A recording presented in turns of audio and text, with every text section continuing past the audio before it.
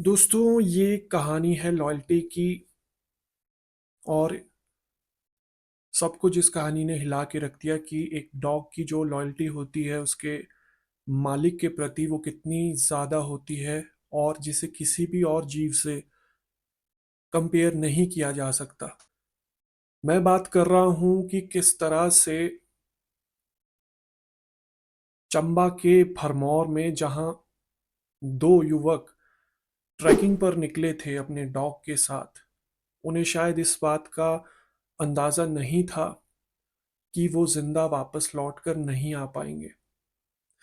ये जो लोकेशन थी जहां वो कैंपिंग के लिए गए थे या कहीं की ट्रैकिंग के लिए गए थे, ये भरमानी माता मंदिर के पास की एक लोकेशन बताई जा रही है। लेकिन एक्चुअल में हुआ ये कि जिस तरह से पूरा वेस्टर्न डिस्टरबेंस हिमाचल प्रदेश में था, एकदम से ये दोनों युवक, जिनमें से एक का नाम विकसित और दूसरे का नाम पीयूष बताया जा रहा है, ये उस स्नो स्टॉर्म में फंस गए। और स्नो स्टॉर्म में फंसने के बाद, क्योंकि किसी भी तरह का कम्युनिकेशन तो इनके पास था नहीं, उसी वजह से हुआ ये कि ठंड के कारण ये वहीं पर, इस कड़कड़ाती ठंड की वजह से इन दोनों युवकों की जान चली गई। लेकिन ये अनफॉर्चुनेट स्टोरी एक ऐसा सबक दे के गई पूरे भारत को, पूरे वर्ल्ड को, कि जो एक डॉग की लॉयल्टी होती है अपने ओनर के प्रति, 4 दिन तक रेस्क्यू चलता रहा। अगर मैं आपको वीडियो दिखाऊं,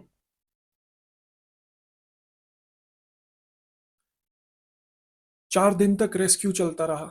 लेकिन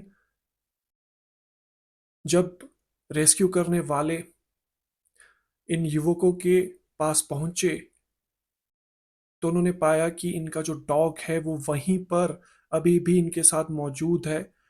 एंड एज पर जो रेस्क्यू करने वहां गए थे, उन्होंने ये भी बताया कि डॉग वहां से बिल्कुल नहीं हटा।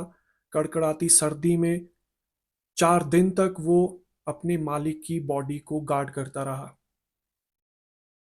आप जरा सोच कर देखिए। मैं वो वीडियो भी आपको दिखाता हूँ।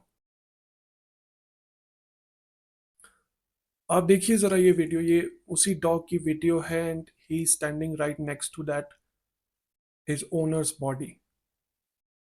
किस तरह से 4 दिन लगातार वहां बर्फबारी होती रही, मौसम खराब होता गया। ये कुत्ता खुद भी ठिठुर रहा है, लेकिन वहां से ये कुत्ता बिल्कुल भी नहीं हिला।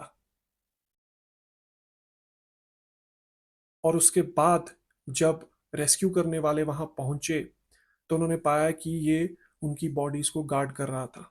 ये वो रेस्क्यू हेलीकॉप्टर की तस्वीरें, वीडियो आप देख रहे हैं। इंडियन एयरफोर्स को बुलाया गया था, उनके साथ एनडीआरएफ एसडीआरएफ की टीम्स थी। पहले उन्होंने इन दोनों युवकों की बॉडीज को रिकवर किया, और फिर बाद में उनके डॉग के साथ ही उन्हें वापस लेकर आए। दोनों युवक तो नहीं बच पाए, लेकिन डॉग की अब कंडीशन जो है वो ठीक बताई जा रही है। इस वीडियो में आप उस डॉग को देख सकते हैं कि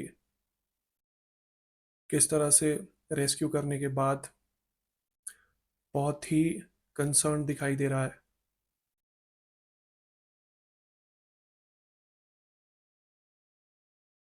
आप उस लॉयल्टी को ज़रा इमेजिन करके देखिए कि किस तरह से वो चाहता डॉग तो कहीं दूर जा सकता था, खुद के लिए कुछ खाना खोज सकता था, या कोई पेड़ के नीचे एक टेम्परेरी शेल्टर खुद के लिए ढूंढ सकता था, लेकिन वो वहां से हिला नहीं, और अपने दोनों ओनर्स की बॉडीज को वो प्रोटेक्ट करता रहा, वो भी इस कड़कड़ाती सर्दी में लगातार 4 दिन के लिए, जब तक रेस्क्यू करने वाले वहां तक नहीं पहुंचे।